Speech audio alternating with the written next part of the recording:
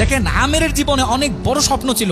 সে হজ করতে যাবে, সে কাবাগর তাওয়াফ করবে, এটা তার স্বপ্ন ছিল। এবং গত পরশুদিনই তার হজের ফ্লাইট ছিল। সে যখন এয়ারপোর্টে আসলো, পাসপোর্টে নিরাপত্তাজনিত কিছু সমস্যার কারণে তাকে একটু দাঁড় করিয়ে রাখা হলো। সমস্যার সমাধান যখন হলো, তাকে যখন ছেড়ে দেওয়া হলো, তখন আসলে অনেক দেরি হয়ে গেছে। কারণ আমেরের সাথে অন্যান্য যে হজ যাত্রী, তারা এতক্ষণে বিমানে উঠে গেছে এবং বিমানের দরজা ভিতর থেকে বন্ধ করে দেওয়া হয়েছে। তখন সেই এয়ারপোর্টের অফিসাররা সেই পাইলটের সাথে কথা বললো, পাইলটের সাথে যোগাযোগ করলো, পাইলটকে বলল যে দেখেন, একজন হজ যাত্রী নিরাপত্তাজনিত কিছু সমস্যার কারণে বিমানে উঠতে একটু দেরি হয়ে গেছে, তাকে একটু বিমানে উঠিয়ে নেন। সে বিমানে উঠতে পারে নাই। তখন পাইলট স্পষ্ট বলেছে, যেই বিমানের দরজা একবার বন্ধ হয়ে গেছে, সেই বিমানের দরজা দ্বিতীয়বার কারোর জন্য আর খোলা হবে না। কথা বলে পাইলট বিমানটা আকাশে ফ্লাই করলো।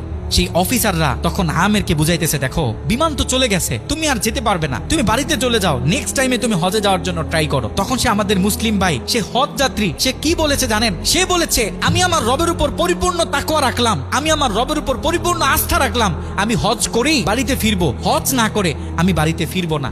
কথা বলে সে এয়ারপোর্টে দাঁড়িয়ে রইল। ঠিক কতক্ষণ পর সেই বিমান থেকে এয়ারপোর্টে মেসেজ করা হলো যে বিমানের ভিতরে যান্ত্রিক সমস্যা দেখা গিয়েছে, খুব ইমার্জেন্সি, বিমানটা সেই এয়ারপোর্টে ল্যান্ড করতে হবে। বিমানটা যখন এয়ারপোর্টে ল্যান্ড করা হলো, যান্ত্রিক যে ত্রুটি, এই ত্রুটিগুলো যখন সমস্যা সমাধান করা হচ্ছে, তখন সেই অফিসাররা সেই পাইলটের সাথে কথা বলেছে যে দেখেন, কোনোভাবে এই যাত্রীটা একটু নেওয়া যায় কিনা। সে তো হজ করার উদ্দেশ্যে বাড়ি থেকে বের হয়েছে, সে তো বাড়িতে যেতে চাচ্ছে না, হজ না করে তাকে একটু নিয়ে নেন।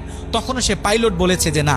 কথা বলে সে পাইলট আবারও বিমানটা আকাশে ফ্লাই করালো। তখনও সে অফিসাররা আমেরকে গিয়ে বোঝাচ্ছে। আমের তখনও বলতেছে, আমার রবের উপর আমার পূর্ণ আস্থা আছে, আমি তো আমার রবকে চিনি, সে আমাকে হতাশ করবে না, সে আমার মনের আশা রাখবে, আমি হজ করেই বাড়িতে ফিরবো। কথা যখন বলতেছে, এর ঠিক কিছুক্ষণ পরে আবারও সেই বিমান এয়ারপোর্টে মেসেজ করলো যে বিমানের ভিতরে এখন আগের চেয়ে বেশি কিছু যান্ত্রিক ত্রুটি দেখা গিয়েছে, বিমানটা আকাশে ফ্লাই করতেছে না, বিমানটা এমার্জেন্সি, আবার এয়ারপোর্টে ল্যান্ড করতে হবে। বিমানটা যখন এয়ারপোর্টে ল্যান্ড করলো, তখন সে পাইলট নিজে বিমান থেকে নেমে সে অফিসারদেরকে বলতেছে, সে হজ যাত্রী কই, যাকে ছাড়া আমরা মক্কার উদ্দেশ্যে রওনা দিলাম, তাকে আমার হাতে তুলে দেন। আমি যতটুকু বুঝতেছি, তাকে ছাড়া এই বিমান যতবারই আমরা আকাশে ফ্লাই করব, মক্কার উদ্দেশ্যে রওনা হব, আমার মনে হয় না যে এই বিমান স্বাভাবিকভাবে মক্কাতে গিয়ে পৌঁছাবে। তখন সে পাইলট সে আমেরের হাত ধরে নিজে নিয়ে সে বিমানের ভিতরে বসিয়ে দিল। দেখেন, আল্লাহ পাক তো স্পষ্ট বলতেছে, ওয়ামাই ইয়াতাওয়াক্কাল আলাল্লাহি ফাহুয়া হাসবুহ, যে আমি আল্লাহর উপর তাওয়াক্কুল করবে, তার জন্য আমি যথেষ্ট, যত বড় বিপদ হোক।